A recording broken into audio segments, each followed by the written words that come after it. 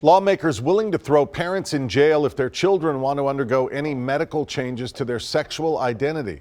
A new bill filed in the state capitol would charge parents and medical providers with child abuse for taking part in the treatment process. News Channel 5's Kelsey Gibbs live at the state capitol. Kelsey, you talked with a young man who is transgender, and he says this is wrong.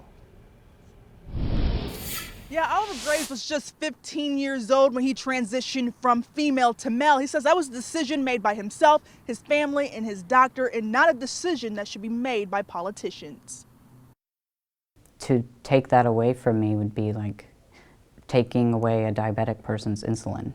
I need it to be the best version of me. Oliver Graves has been taking testosterone for 5 years. I kind of always knew that I was transgender. He says the hormones make him who he is, and that's a male. But as of lately, the 20-year-old says the decisions he should be making about his life are being made by politicians. I've noticed that things have taken a turn for the worse, and it's terrifying. Now Graves says the legislation is getting out of hand. They get more ridiculous every year. In the most recent bill, minors who have hit puberty will need parental consent and recommendations from 3 doctors, including a psychiatrist, if they undergo any treatment that changes their sexual identity. If not, or if the child began treatment before puberty, the parents and doctors could be charged with child abuse. If this were to pass, it would be catastrophic for transgender youth. In an email, Representative John Reagan says this measure is a proactive approach to ensure our youngest citizens of our state are not forced into irrevocable decisions they are not mature enough to make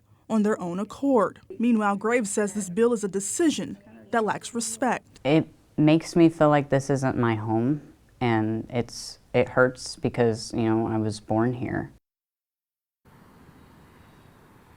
Well, Representative Reagan says this bill is based on a Texas court ruling where 2 divorced parents were disagreed on whether their 7-year-old child should undergo hormone therapy to change the child's sexual identity. Reporting live in downtown Nashville, Kelsey Gibbs, News Channel 5.